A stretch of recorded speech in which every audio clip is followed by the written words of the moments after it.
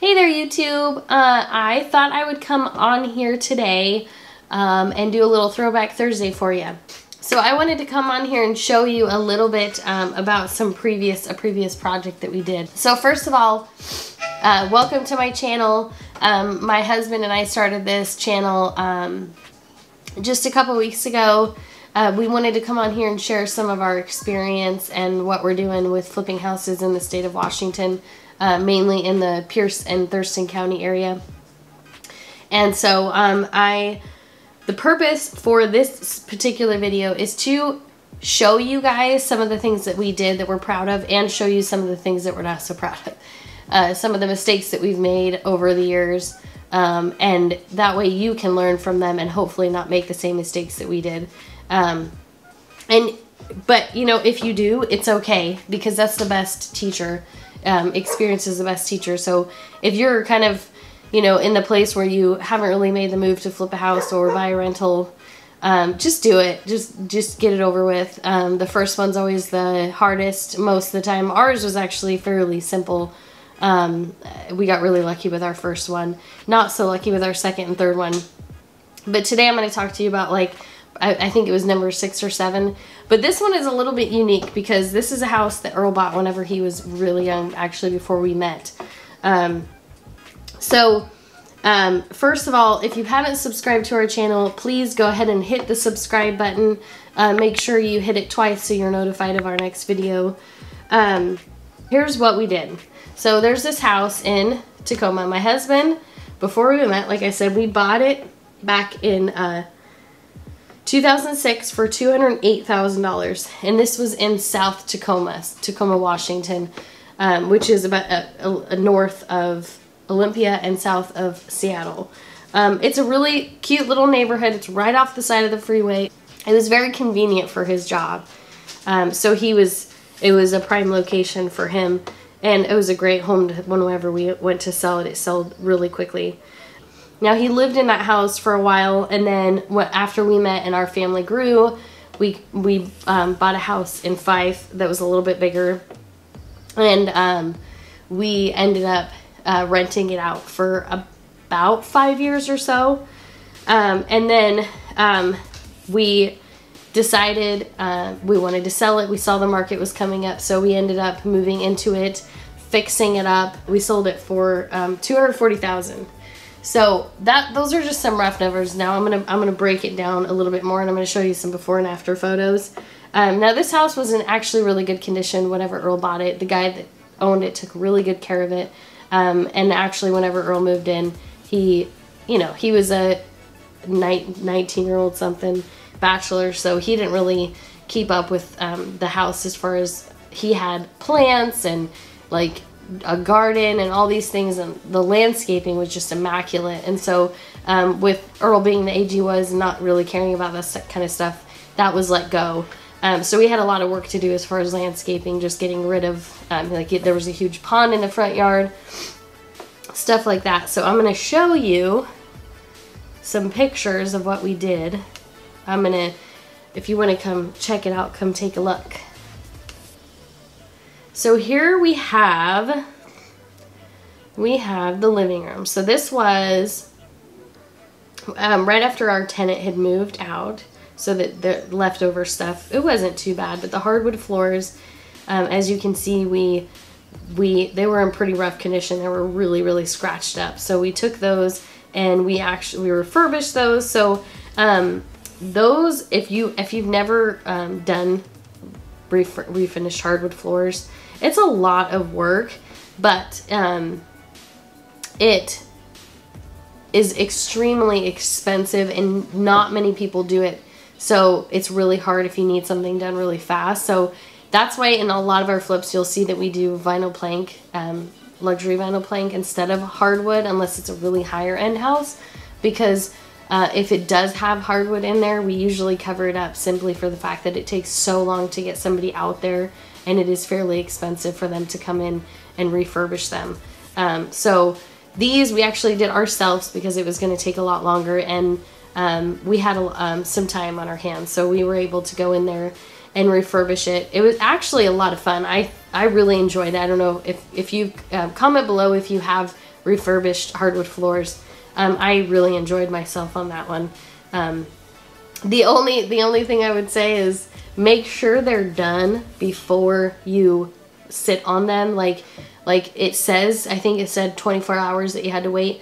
And we waited about 24, maybe a little bit after 24 hours, and it wasn't done. And we ended up having handprints on the floor. So that was, you know, thankfully the carpet, people put carpet on hardwoods like we did here. So we refurbished, we painted. I really liked this living room for being so open. We replaced the ceiling fan because that was dated.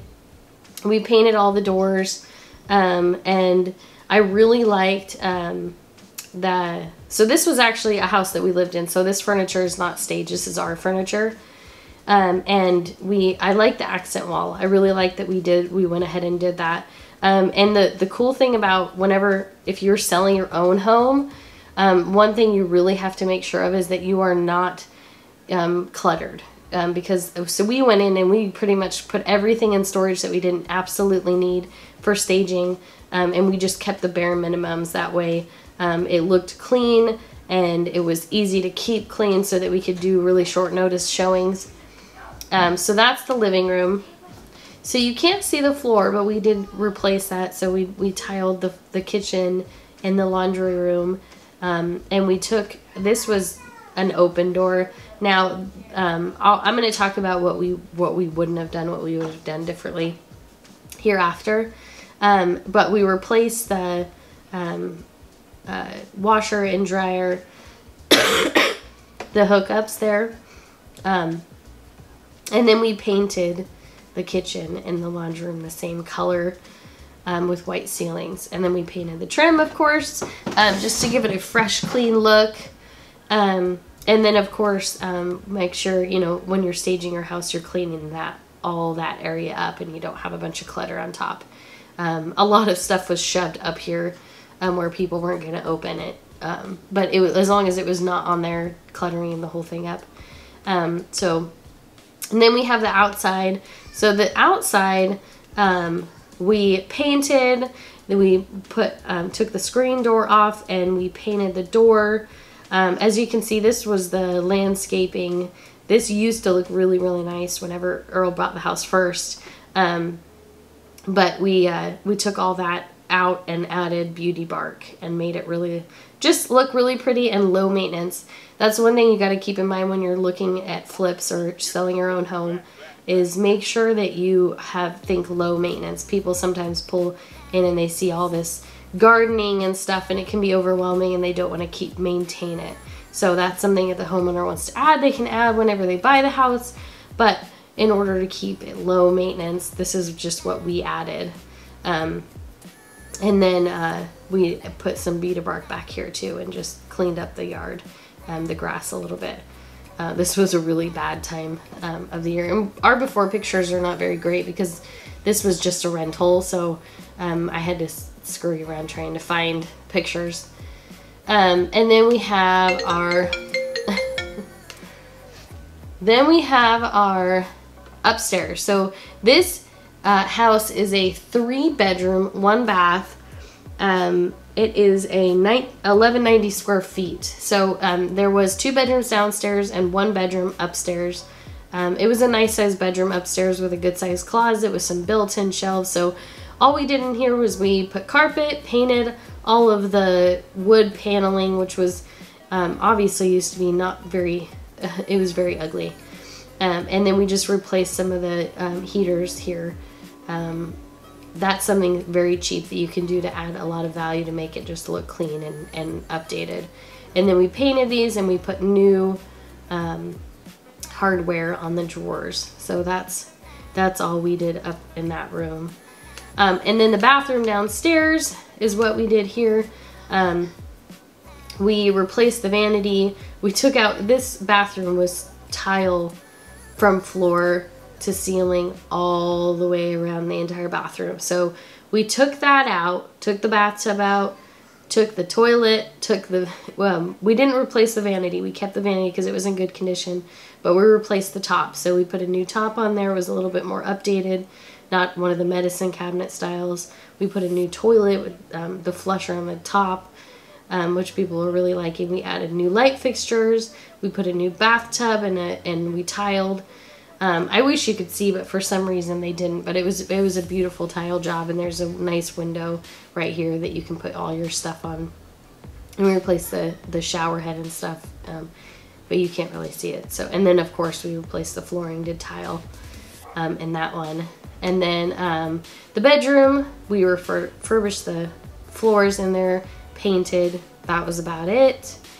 And then here's another shot of the kitchen. So the kitchen, we did the tile, we painted, we put a nice, I love the chandelier, so we put a nice chandelier in here. We did cabinets, really tall cabinets, because this is a fairly small kitchen. There's no counters over here. It's just, all you have is this counter space. And then you have your oven over here. But you have the really tall cabinets with crown molding. And then we did a top granite, and then we did a nice backsplash. And of course, again, there's that staging your house, even when you're living in there, cleaning it up. Normally my kitchen doesn't look that clean, but when you're staging, the less you have in your house, the better. And then I'll show you a little bit better picture of the kitchen, what it used to look like. So it had those tall, and it was just very dated, just dated. So we just removed the entire kitchen and added new shaker cabinets, new lights. We took out those long fluorescent lights. So that was the pictures of what we did. Now I'm going to give you the numbers, because that's important too. So bought it in 2008. We obviously paid the mortgage down for about 10 years, almost 11 years. And then when we moved in, we put about $20,000 to $25,000 into it, and sold it for $240,000. So at the end of the day, after all that's said and done, we made roughly about $25,000 on this flip, and we didn't pay any capital gains. Actually, no taxes on it, because we lived in it for 2 out of the 5 years. I don't know how I'm not a tax professional. But in the state of Washington, if you live in your house for 2 out of the 5 years that you own it, you can sell it, and any money you make on it, you don't have to pay taxes on. But we did have to pay back all the depreciation for the time that we rented it, and claim depreciation on it. So make sure that you talk to your tax professional about that. Don't take my word for any of that. What we did, that was what we did, and the numbers. This is what we would do differently, and I think that's really important to look at, because like I said, the whole purpose of this video is just to show you what we've done, but to also show you what we wouldn't have done if we do it all over again. So now I'm going to tell you 2 things. Never have a 30-year loan with a 5-year balloon. That was one mistake that we made. That we wouldn't do again, because what happened in this case is my husband, Earl, bought it in 2006, and the market had crashed. And so whenever that 5-year balloon came up, he refinanced. But when the second time came around, because you signed another 5-year balloon, so in 5 more years, so at the 10-year mark, we were going to refinance. But the bank that we refinanced through doesn't loan on rentals. They don't loan on investment properties. And so we were at the point where we had to move in just to refinance, because there was no way that we could sell the house. Because at that point it was about $100,000 in the hole underwater. So we had no choice but to move into the house, refinance, and then sell it, because at the end of the day it was only a 3-1. And if you know my family, there's 2 of us, and there are 3 children in a 3-bedroom, 1-bath. It wasn't the greatest fit for us. Now, one thing, I can give you this, what we did on the style side of things. So I can tell you right now 2 things in the kitchen, and I'll show you, just come in and look. So as you can see in here, there's not a door here, and that's something that we would have done if, in hindsight, hindsight's always 20/20. So what we would have done is put a door in there so you had some sort of separation between the laundry room and the kitchen. And then also design-wise, we would not have gone with a backsplash. I was going with the old-fashioned style. So if you can see, it's kind of a really cool design backsplash. Now, I liked it, but whenever we added the grout lines, those dark grout lines with the blue in the back, and it was just too much going on. And one thing that we have learned in flips or whenever you're trying to sell a house, if you plan on living in the house for a really long time, do whatever your heart desires as far as design wise, because you're living in this house. You have to see it every day. Go with what you like. But if you plan on selling it in the next couple years, or in the future, like near future, or if you are flipping, do not go with your heart's desire. Go with something that everybody's gonna like. Everybody loves subway tile.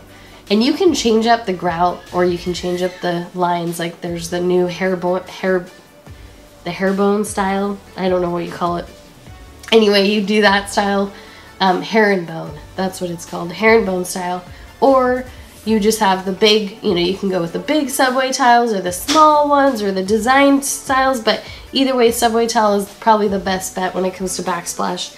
And then just a simple gray or white or some sort of just very neutral colors. I liked the backsplash, or I liked the backsplash, and I liked the granite, but those two combined, it was just too much going on. But it sold. It sold, actually. We got multiple offers on it. So it's really hard whenever you're in a seller's market. It's really, you can get really lucky when it comes to stuff like that. But as far as design, that's about as much as far as design that I wouldn't do.